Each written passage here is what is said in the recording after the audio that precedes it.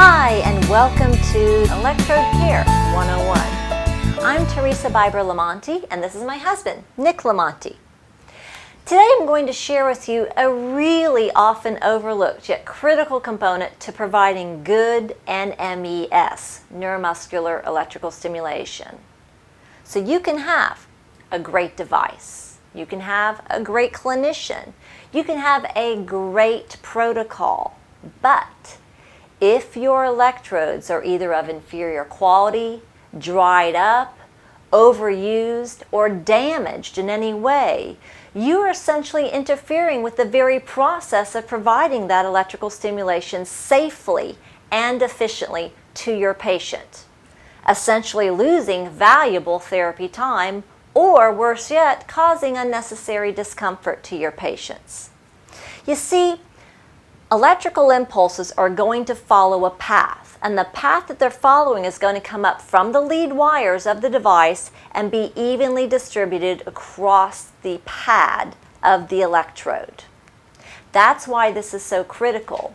If for whatever reason that electrode is not of a sufficient quality or has been damaged, that electrical current can be dispersed in uneven distribution and again being either ineffective or causing pain to your patient. Current flow and density is calculated and measured in an algorithm and displayed in a spectrum of colors corresponding with the degree of heat or intensity of the current. Blues and greens indicating a lower intensity, and reds, yellows, and oranges indicating a higher intensity corresponding with a greater degree of heat. Notice the smooth, even, cohesive formation of the distribution of electrical current across the pad with the blue, cool, and green tones of the electrode, and the balanced cone shape of the current. Now, conversely, let's look at the hot tones of red and yellow with a disjointed, irregular distribution of current with unusual peaks and valleys and a myriad of mixed colors indicating a lack of cohesion and balance with clearly identifiable hot spots. Now, which one would you like to use on your patient? So you can see that the quality of the electrodes can be essential in the effectiveness and integrity of the electrical stimulus. Let's look at the electrodes we have here. One of the things I want you to notice is, as I peel these away, there's a nice sheen or gloss to the electrodes. They're shiny, they're clean, they're free of debris. There's nothing that's going to interfere with that electrode contact. Conversely, let's look at these over here. These are somewhat dried out, and you notice there's a few fingernail marks where people have done that. Anytime that you are touching the electrode pad, you're potentially interfering with the even distribution of current which we've worked so hard to be able to provide. Notice like a little piece of paper there, a little piece of debris. Sometimes you'll see little pieces of hair or something, or dirt or oil. Here's a pair here that clearly are discolored, and the gel is beginning to peel back, potentially because, again, they were either overused or because somebody was touching them with their thumbs or their fingers.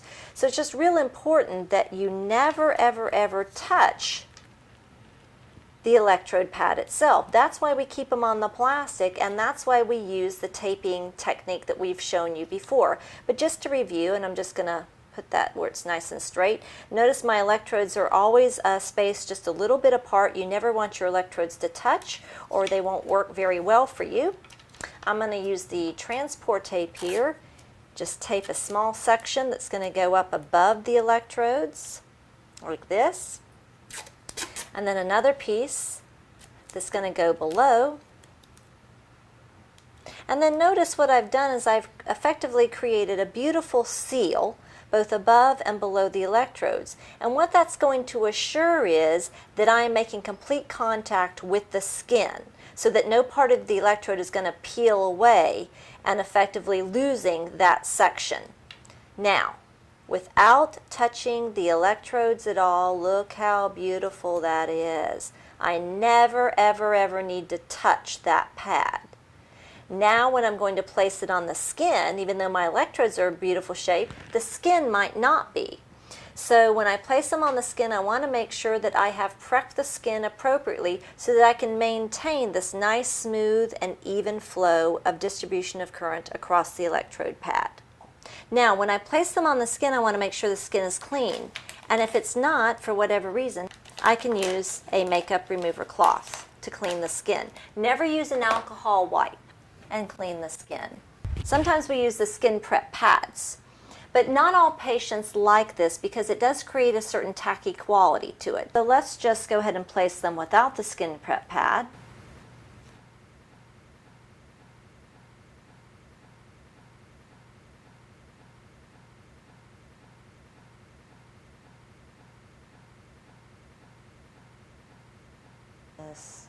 This, good.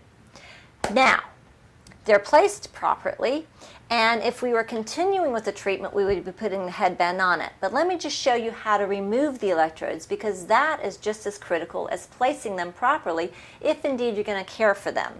So I'm going to take the tape, both pieces, and gently peel it away from the skin.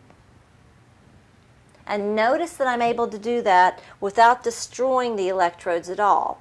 Then I'm going to take the plastic and put it on top and place it in the bag to maintain the moisture content of the electrode. So the electrodes that you have been designed, and we can pretty much guarantee you're going to get that beautiful flow, again, because we've done independent laboratory testing, for a solid 4 uses. Now, you may be able to get a couple of more out of them. That's going to be up to you.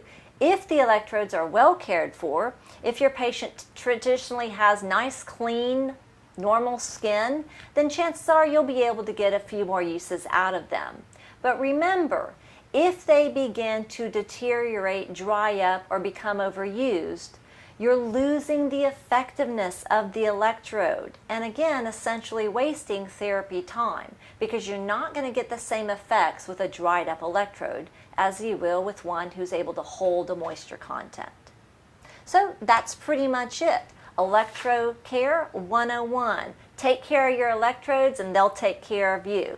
And remember, we are always just a phone call, text, or email away. We are fundamentally different because we care. Keep the hope and stay tuned for other instructional videos that you may want to watch in order to be able to help you to achieve the best outcomes possible. Thanks again and have a great day.